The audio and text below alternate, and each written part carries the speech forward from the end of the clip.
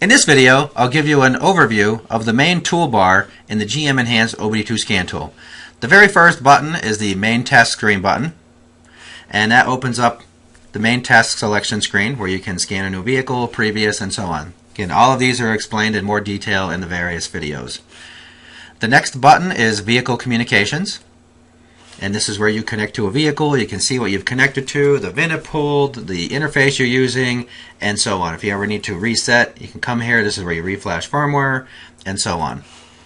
The next button is Select Vehicle System. This will show you all the various computer systems that we have available for the vehicle that you have selected. There should always be generic in the list right here. You'll see it here. It says PCM generic. And then all the rest of this information is enhanced data. So you'll see enhanced engine, transmission data, ABS airbag body.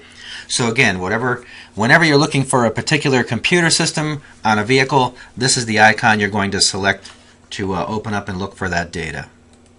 The next toolbar button is the real-time data grid. Selecting that will open up the screen that we have right here. You can see that there's data updating and so on. The next informational screen here is called Diagnostics with a little eye on it. If we click on that, you'll see it is going to go out and scan all the calibration IDs from the vehicle, as well as the VIN information towards the bottom here. This is called static data. This is where all the tap cell information is going to be, and so on. And on diesels, if you need to write part numbers and fuel quantities and so on to the vehicle, anything that needs to be written to the vehicle is also on this screen, and you click the item and highlight the right button here. Next screen up is the meter screen. You can look at data in large format, whether it's 1, 4, 9, min-max with an average, or you can look at it like this with the bar graphs along the side. Next screen up is the graphing, charts. If I click charts, you'll see the 6 chart windows open up with the data going across the screen here. And again, there's a lot of options on the screen, which is totally covered in another video. This icon is for where you're going to find your DTCs. So if you click on that, you'll see on GM it looks a little different obviously than the generic tool. You'll see all the different types of DTCs here. And you can just scroll down and see everything. There's 2 DTCs on this vehicle. This next screen is where you're going to find freeze frame and snapshot data, as well as failure records and so on.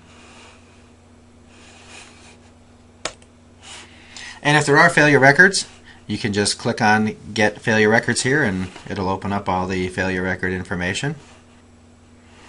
The next toolbar button is for Record, and that's just going to open up the Record Data option screen. You can start a recording from here. This button is for Playback. To play back a previously recorded file, you can see all of your recordings on the All Vehicles tab. Whatever one you want to play back, you can just click on it, see what a vehicle it's associated with, click OK, and it'll play it back. And this is where you're also going to import and export recordings from your tool if you'd like to. This is the Data Logger button. You can configure the data logger or retrieve recorded data starting from that toolbar button. This is where you can access and build reports. There's pre-canned profiles here of various reports. You can click and choose whatever you want to include on a report and save that profile, all accessed again through that toolbar button. And this is where we find all the libraries, whether it's for the DTC, acronym, or parameter.